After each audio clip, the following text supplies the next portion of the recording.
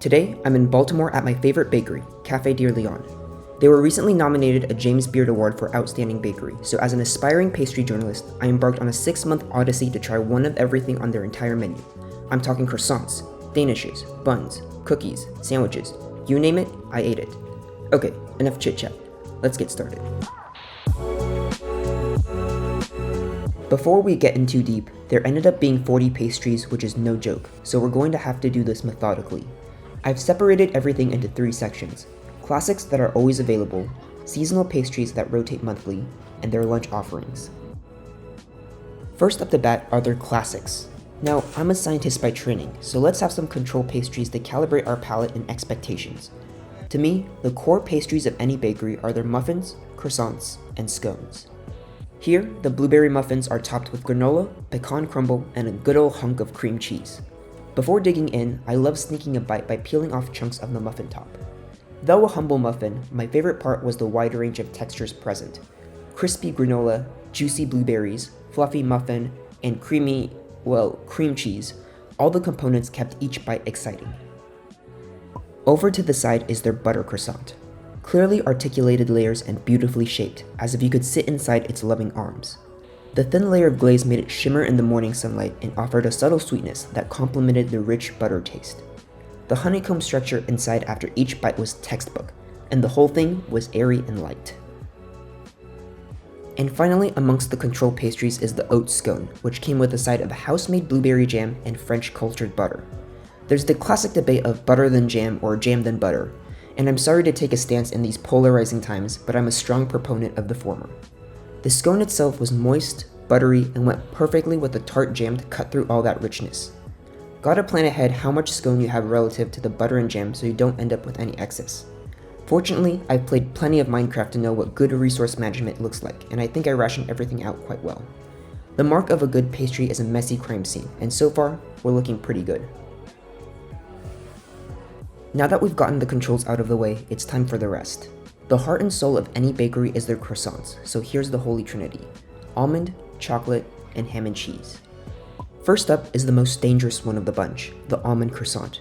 It's adorned with shards of crispy almond slivers, the croissant's natural defense mechanism waiting to stab the roof of any mouth careless enough to engage it head on. Each bite shatters flakes of pastry everywhere and releases clouds of powdered sugar to dust whoever is sitting nearby. The fragrant scent of almonds were well balanced with the aroma of rum in the frangipane. Next, the pain au chocolat, or chocolate croissant. Look at that sheen and how smooth it is. Call this croissant Captain Alvita because it looks like it just ate the slip fruit. I came right when it popped out of the oven and the battens of chocolate inside were still ooey gooey melty with some residual heat. The cross section was hypnotic, and of the 3, this one was my favorite. Finally, the ham and cheese croissant, stuffed with pistachio mortadella and a creamy Mornay sauce with crispy bits of melted cheese along the sides. I will say the amount of ham was a tad thin and resembled the amount of muscle on my biceps, but it was delicious nonetheless. Have it heated up and your day peaks right then and there.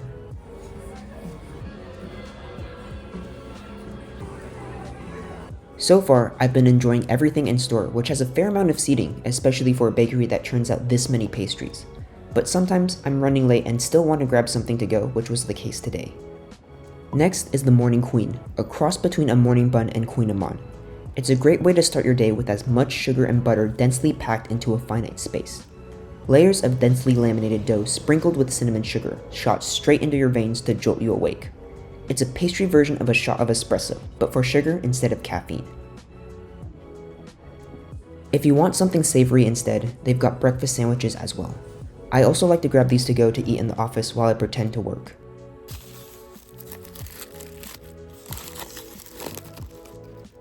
This is the bacon frittata sandwich. It comes on a crusty chewy focaccia brushed with sun-dried tomato aioli and confit potatoes hidden in the frittata. This is another dangerous item to try, because after a bite, you'll want to start every single morning with it.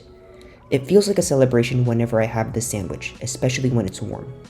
It's a decent size and I often save half of it for lunch, though usually I'm too impatient and it becomes second breakfast instead.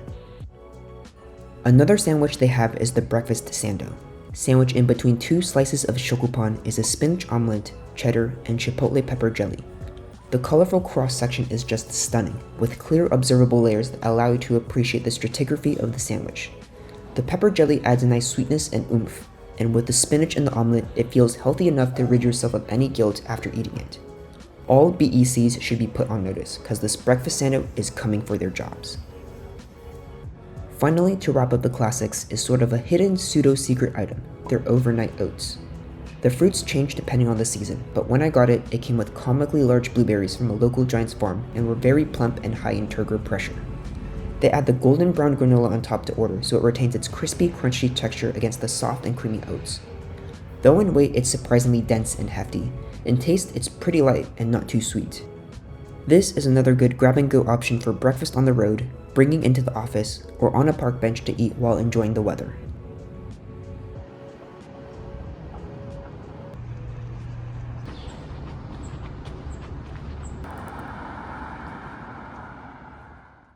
Now that we're done with the classics, it's time to move on to the real exciting part, their seasonal pastries.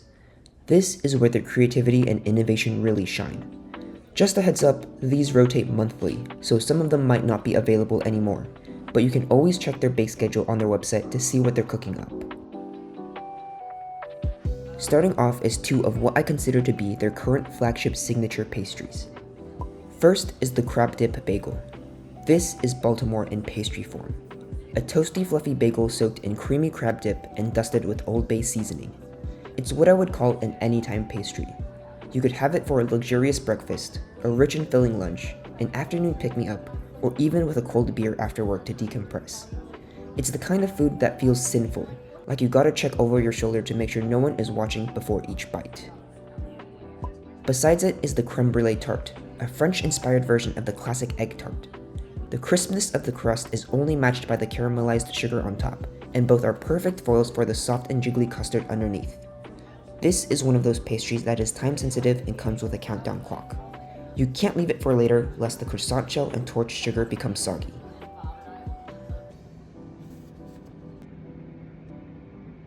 Next is the vanilla maritozzo, a fluffy brioche split open and stuffed to the brim with vanilla bean whipped cream. Don't be fooled by its innocent appearance. It might just look like bread and cream, but it's so good. Though it's fun squeezing the cream out of the bun, it's a dastardly visual reminder of what my belly looks like when I put on pants in the morning. Next to it is the kurogoma pan suisse, or black sesame pan suisse. Super light, super crisp, and I love seeing all the layers running parallel to one another. The nutty toasted aroma of the black sesame went well with the white chocolate filling. I never realized what a pan suisse is supposed to taste like until this. Not going to lie, I was pretty proud with drafting this specific combination of pastries. These were two treats that are diametrically opposed, foes. Round versus rectangular, fluffy versus crispy, creamy versus nutty, white whipped cream versus black sesame filling. This is poetry in pastry form in a simple paper box. Next, we're hopping in a hot tub time machine and trying some pastries back from their October menus that are sadly no longer with us. First up is the tamago kare pan, their take on the classic Japanese curry bread. Though the jammy golden yolk was gorgeous, it was precariously balanced on top, so I had to flip it over for more stability. That's the kind of pastry eating ingenuity that comes with experience. The flavor of the curry was savory, buttery, and balanced expertly with the pickled onions and papaya pepper that Peter Piper picked. Now for something sweet, a blueberry and lemon ricotta Danish. Once again, these blueberries were staggeringly large and made Violet Beauregard look tiny. They're nestled on top of a creamy ricotta filling with some more blueberry jam underneath. This was a slightly embarrassing pastry to eat, since the jam and ricotta got all over my face and hands. I could feel judgmental stares coming from all sides, so I downed it as fast as I could and left with what remained of my shattered dignity. Next are some November specials. This is the Kogi Nut Pumpkin Tart topped with grated nutmeg. You can taste the Maillard reaction in that golden brown crust, and the elegant ruffles give a high perimeter to area ratio for maximum flakiness. The filling is a creamy custard made with kogi nut, a hybrid between butternut squash and kabocha, a Japanese pumpkin. Hiding in the back is a pear and vanilla Danish. The genius of this pastry is how they pair two types of pears, pun of course intended. Sitting on top are sweet, juicy chunks of poached Williams pear that have a softer texture, while below are crunchy cubes of Bosc pear for great textural contrast. All of this rests on the vanilla cream cheese custard that ties everything together. Add in the hazelnuts on top and, mwah, it's not just chef's kiss, It's a chef's French kiss. Once I devoured those 2 pastries, since I'm a greedy son of a sandwich, I hopped right back in line and got an extra goodie to go. After a tough, long 15-minute walk, I needed to refuel myself, so I dug into this coffee bun. It's a return of that soft brioche from before, but this time with a mocha crust and coffee custard filling. It's a super light treat that doesn't leave you feeling weighed down, and the aftertaste is like you just had the most wonderful cup of coffee.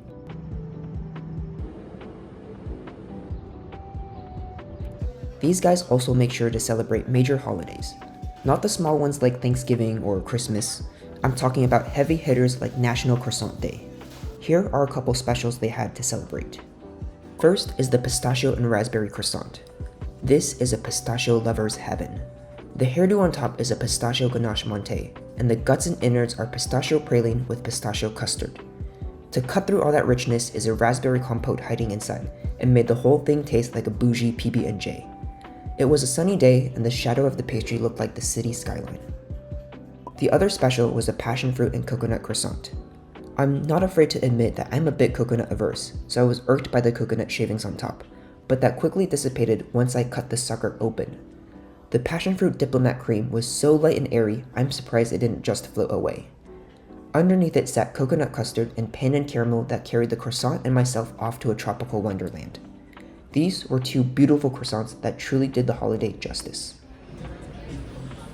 Moving on is their banana bread. Each order comes as a cute mini loaf that you can share with a friend, or if you're sensible like me, devour by yourself. It's topped with a whole chunk of bruleed banana for that extra showy flair, and comes with a side of whipped maple butter. It was especially cold that day, so the butter came out as a chunk, so don't look too closely at my spreading attempt, but regardless, anything topped with a mound of butter is bound to be delicious. Now for the natural predator of the banana bread, the monkey bread. Their version comes with a dusting of cinnamon sugar, a drizzle of passion fruit caramel, and a dash of freeze-dried pineapple. Unlike its namesake, this pastry was not monkeying around. Each pointy corner provides a convenient handle to grab onto to form bite-sized pieces, and each piece comes with a crisp crust with a moist, soft interior. Every bite had a prominent retronasal butter and passion fruit smell that drives you to grab another bite. By now, we're more than halfway through the list, so I'm going to let you in on a little secret. I'm painstakingly indecisive when it comes to bakeries. On second thought, maybe that's not really a secret. I mean, that's the whole inspiration of this video in the first place. Thankfully, there are some Franken pastries for those who can't make up their minds. This is the cookie, a cross between a butter croissant and chocolate chip cookie. When it comes to cookies, there are 2 primary schools of thought, crispy or soft. Thankfully, this bipartisan pastry is able to satisfy both parties. The cookie topping is nice and crispy, while inside the croissant is a cookie dough filling that is warm and soft so you get a balance of both textures. Next is the cookie trimpette Danish. It's topped with a flamboyant swirl of coffee chocolate whipped cream and a pool of espresso caramel inside. This is already visually impressive, but splitting it open reveals an entire cookie baked inside. This pastry is the very essence of decadence. The creaminess of the chocolate, the smokiness of the caramel, that crispy pastry crust, and soft ooey gooey cookie. Absolutely no notes. This would pair perfectly with a cup of coffee or an even more controversial drink for a grown man, a tall glass of milk. We're taking a brief trip back to Sandwichland, this time to see the coquina and pinto torta. The coquina is embedded in the frittata and is perfectly cooked. Smooth, sweet, and not the slightest bit stringy. The pinto bean paste offers a contrasting mushy texture which maybe isn't the most appetizing way to describe it, but still delicious nonetheless. Source, dude, just trust me. Since we've been eating so much butter and sugar, let's try to be a little healthier and incorporate some fruit into the diet. This beauty glittering under the lights is a chusson aux pommes, or apple turnover. It comes with a side of bourbon mascarpone cream for dipping and makes it taste like a room temperature apple pie a la mode. Like the pear Danish from before, the filling is a mix of soft, mushy applesauce with cubes of honey-crisp apples that still retain their crunch. I kept shaking my head after each bite in pure disbelief at how much I like this. The final pastry of this section is the pain aux noisettes, a beautiful hypnotic spiral that places you under its spell if you stare a little too closely. It's made with croissant dough with a bready texture, and the filling is a mix of hazelnut custard, chocolate chips, and actual hazelnuts. I'm a pretty big fan of spiral pastries in general because the filling is evenly distributed throughout. Every mouthful guarantees a bite of dough and filling, and you don't have to worry about strategically planning your next bite. Okay, pause. I know that I said that was the last pastry of the section, and it was. But after I finished filming and was about to hop on a plane to visit home, I saw on Instagram that there was a limited weekend special at that time. Being the sensible, responsible adult I am, I risked missing my flight and sprinted full speed to pick these 2 extra goodies up before leaving. First is the yuzu and satsuma brioche. It's a brioche bun topped with a light and crisp lemon crackling and filled with a yuzu diplomat cream and a tangy jammy satsuma marmalade.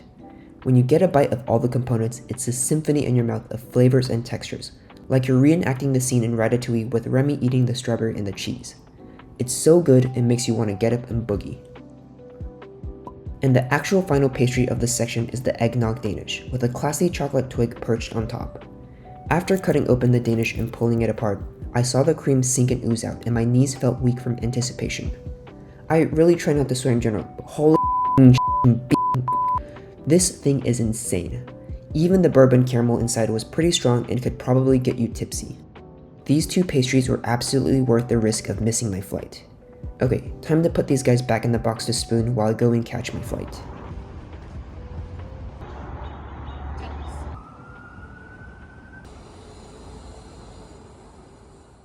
Here is the final act of the menu, lunch. So far, we've been sticking to pastries and breakfast, but Café Dear Leon also has an extensive resume of lunch sandwiches as well. One of these is a signature item of the bakery, the tamago sando. Their house-made shokupan has taken the stage once again, but this time the filling is a creamy egg salad with a gorgeously presented ajitsuke tamago, cut in half to boast its runniness.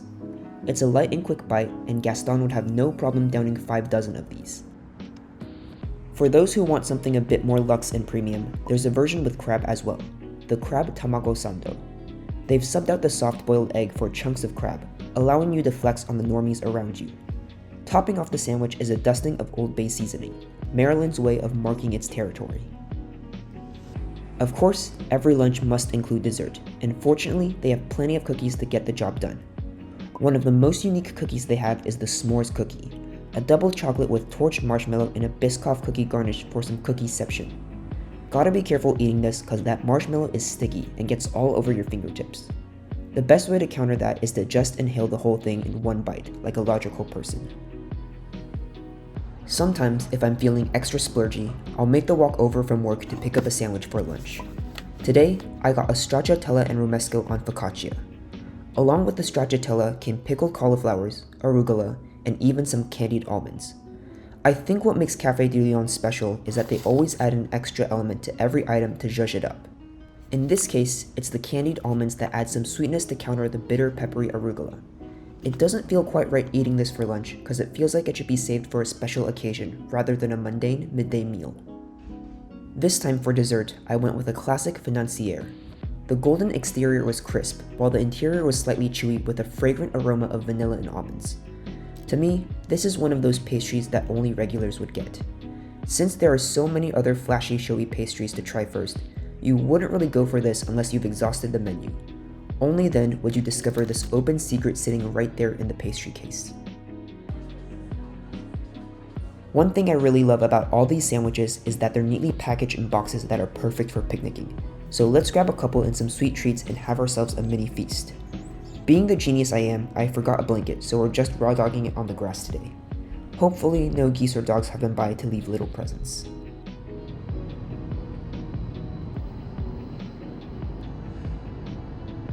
First up is the tuna salad sando. The bread was toasted to a gorgeous golden brown and housed a scoop of tuna salad seasoned with furikake. However, the hero of the sandwich had to be the radicchio, which added a slight bitterness to cut through any fishiness and lent a nice crunchy texture. Next is the smoked salmon on everything focaccia with beautiful radiant colors. I have to admit, this looked more like a pickled onion sandwich and the salmon was a little sparse, but it was a clever way to trick me into eating more greens and veggies. Like many of the other items, this sandwich was a great blend of textures and flavors. The crusty bread, creamy cheese, leafy arugula, tangy pickled onions, crunchy cucumbers, and the smoked salmon hidden somewhere within that garden. I felt like a rabbit crunching on some greens with each bite. No picnic is complete without dessert, so I picked up an oat pecan cookie. Thankfully, the bouncer did their job and did not allow any raisins inside the club, so it's chock full of chocolate chips with a candied pecan on top. In the dough are bits of oats that make the cookie feel healthy enough to maybe be part of a nutritious meal. Finally, a coconut pumpkin basque cheesecake, which comes with a spiced dulce de leche. There's 2 ways we can attack this thing. The first is to dip the cake, but the sauce is so thick and sticky that it creates a vacuum of ooze and sucks the cake in. The second method is to drizzle the sauce atop, which, looking back, should have really been the obvious solution. Creamy, smooth, hints of pumpkin spice. There's not really much to say because I'm too busy salivating. Since there was extra sauce, I saved it for later and took it home to drizzle on some ice cream. It's now time for the very last pastry, and it's only fitting to wrap this up with a little field trip to their original location in Canton. It's a small shop bursting with character, and you can smell that intoxicating buttery aroma before you see the huge lines out the door.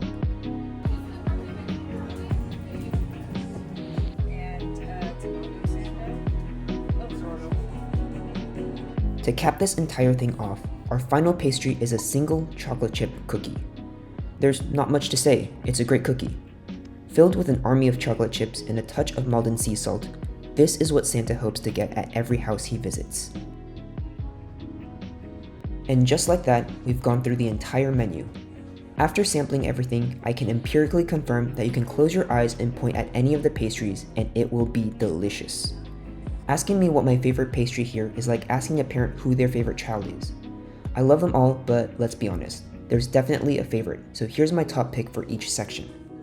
From the classics, I love an oat scone in the morning, especially when paired with a flat white. For the seasonal pastries, that eggnog Danish was coma-inducingly good. And finally, for lunch, give me that stracciatella sandwich any day of the week. Thank you for sticking around, and I'm off to find my next bakery to tackle the menu. Any suggestions? Peace out. So it's been a few months since I wrapped up filming, and in that time, they've had the audacity to keep churning out new pastries and sandwiches each month. I thought about including them here, but at this point, I just really want to get this video out. Maybe a part 2 Sunday though? It'll give me a good excuse to keep going back, but yeah, okay, bye for real.